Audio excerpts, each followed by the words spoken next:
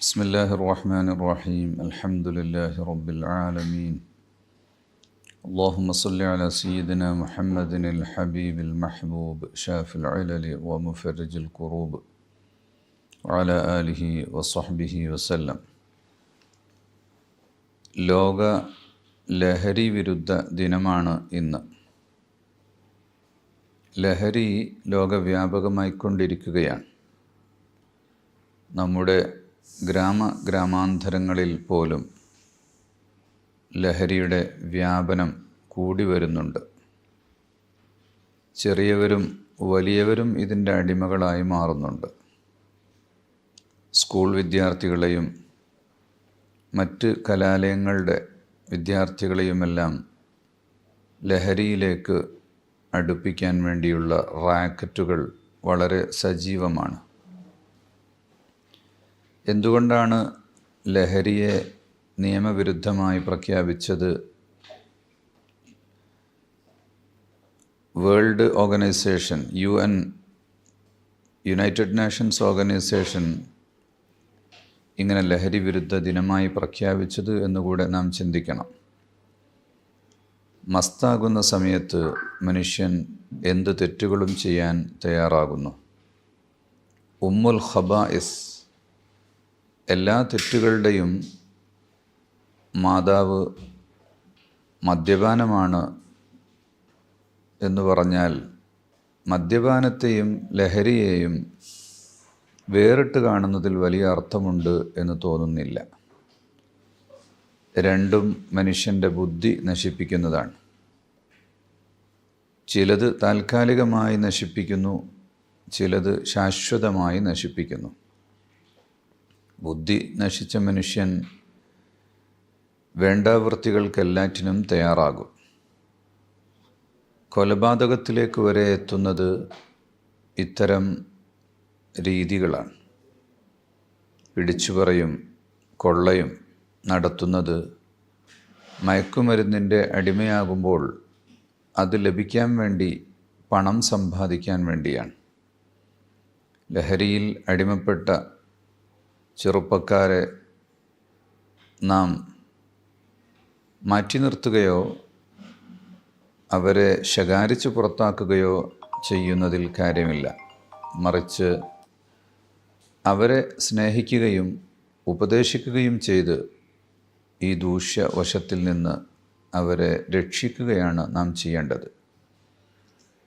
പലരോടും ഇത്തരം അനുഭവങ്ങളിൽപ്പെട്ടവരോട് ചോദിക്കുമ്പോൾ അവർ പറയുന്നത്, ചെറുപ്പത്തിൽ സുഹൃത്തിൽ നിന്ന് ഒരൽപ്പം ടേസ്റ്റ് ചെയ്തു നോക്കി, ഒരു പുക വലിച്ചു നോക്കി, പിന്നെ 2 പുക വലിച്ചു, അപ്പോൾ അത് രസമായി, പിന്നീട് ഹരമായി, പിന്നീട് അത് ഒഴിവാക്കാൻ പറ്റാതെ വന്നു എന്നാണ്.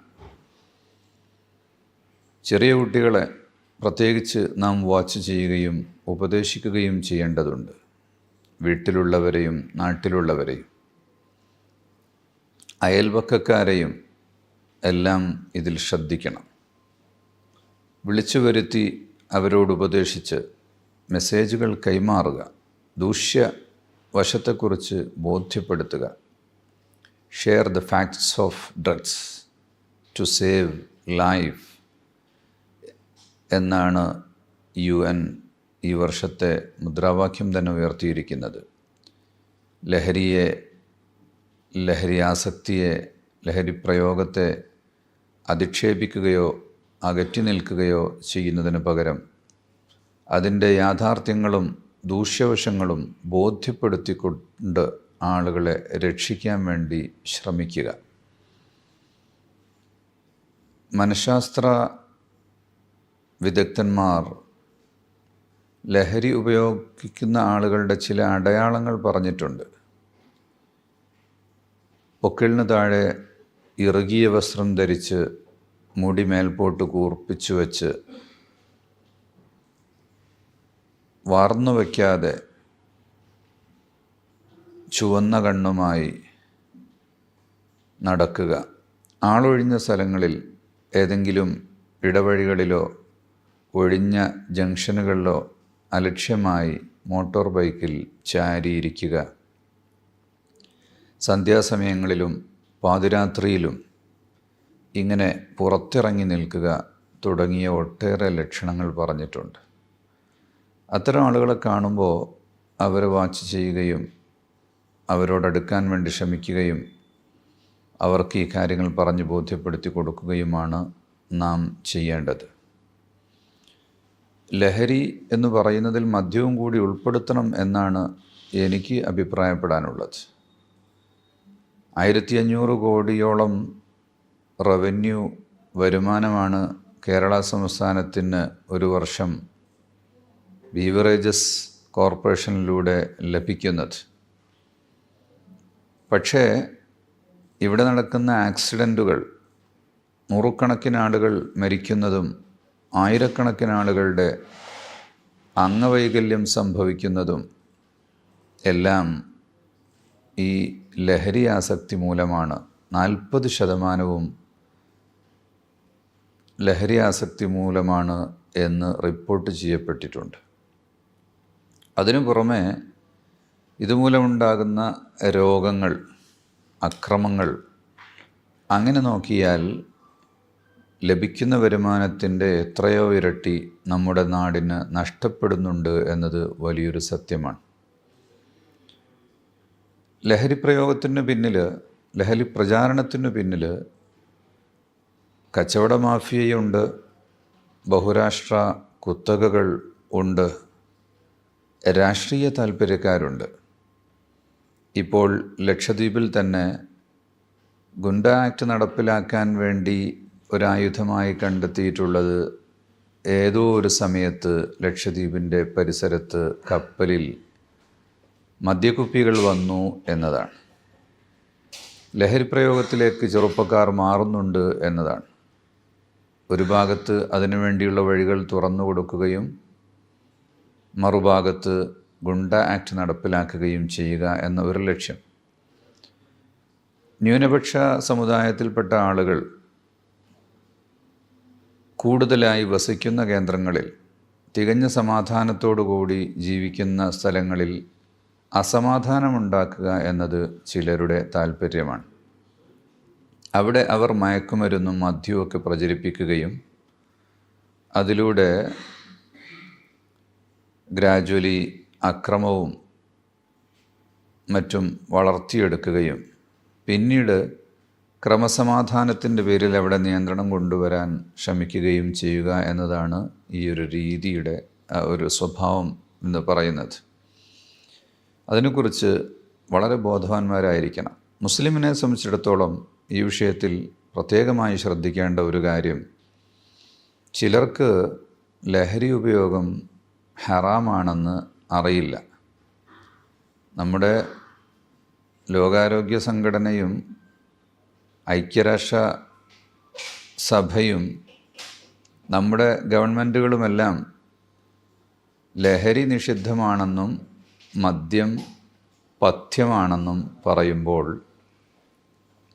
മതത്തിൻ്റെ അനുയായികളായ, അതിൻ്റെ അറിവ് ലഭിച്ചിട്ടില്ലാത്ത ആളുകൾ മനസ്സിലാക്കുന്നത് മദ്യം നിഷിദ്ധമാണ്, ലഹരി നിഷിദ്ധമല്ല എന്നാണ്. ഇതൊരു മഹാ അബദ്ധമാണ്. മദ്യം നിഷിദ്ധമാണ്, ലഹരി നിഷിദ്ധമാണ്. യഥാർത്ഥത്തിൽ മദ്യം നിഷിദ്ധമാകുന്നതിൻ്റെ കാരണം തന്നെ ലഹരിയാണ്.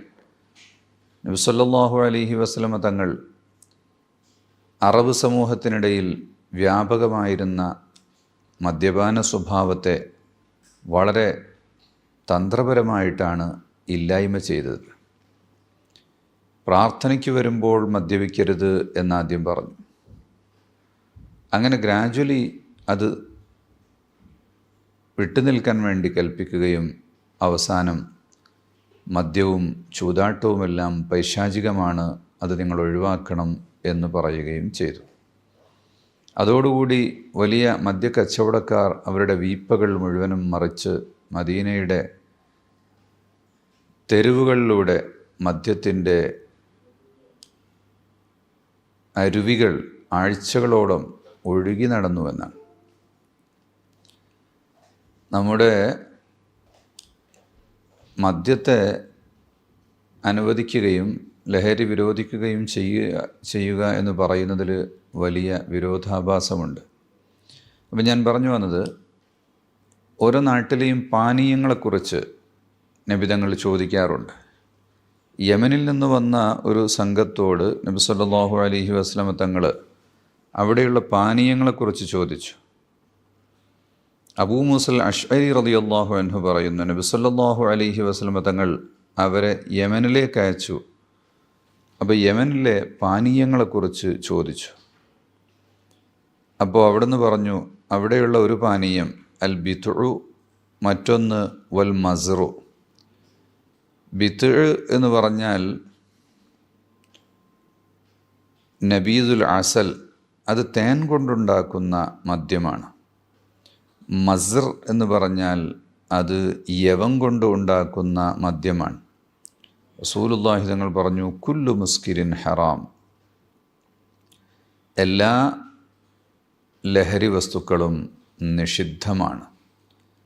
അതിൻ്റെ ഉത്ഭവസ്ഥാനം തേനായാലും ഗോതമ്പായാലും അരിയായാലും മദ്യമായി കഴിഞ്ഞാൽ, ലഹരിയായി കഴിഞ്ഞാൽ അത് ഹറാമു തന്നെയാണ്. ഹറാമുൻ ഖലീലുഹു വ ഹറാമുൻ കസീറുഹു.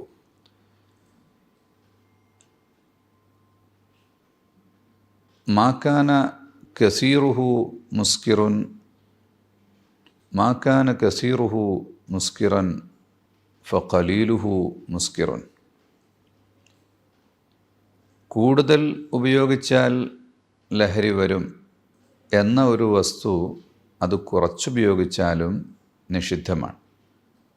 അപ്പോൾ ഒരൗൺസ് മദ്യപിച്ചാൽ ലഹരി വരില്ല, അരക്ലാസ് കുടിച്ചാൽ ലഹരി വരും എങ്കിൽ ആ വസ്തു സ്പർശിക്കാൻ പാടില്ല, ഒരല്പം പോലും അത് സേവിക്കരുത്.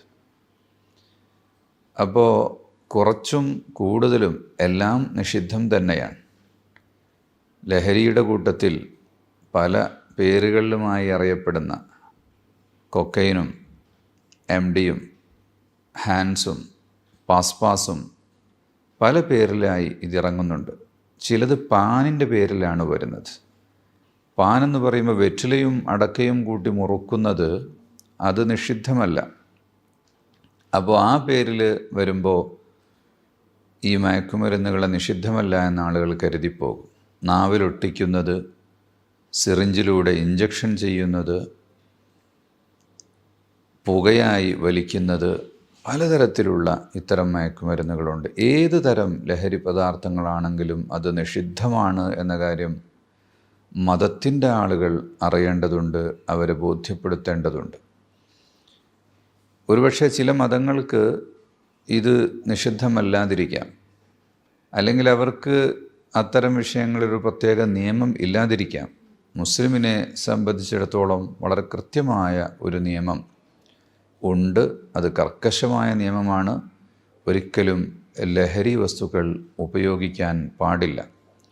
അപ്പോൾ ഇന്ന് ഈ ഒരു ലോക ഐക്യരാഷ്ട്രസഭയുടെ ഈ ഒരു നിർദ്ദേശം കൂടി ഉപയോഗപ്പെടുത്തിക്കൊണ്ട് ഒരാളോടെങ്കിലും മദ്യപിക്കുകയോ ലഹരി ഉപയോഗിക്കുകയോ ചെയ്യുന്ന ഒരാളെങ്കിലും കണ്ട് അവർക്ക് ലഹരിയുടെ ദൂഷ്യങ്ങൾ പറഞ്ഞു കൊടുക്കാൻ നാം അവസരം കണ്ടെത്തണം.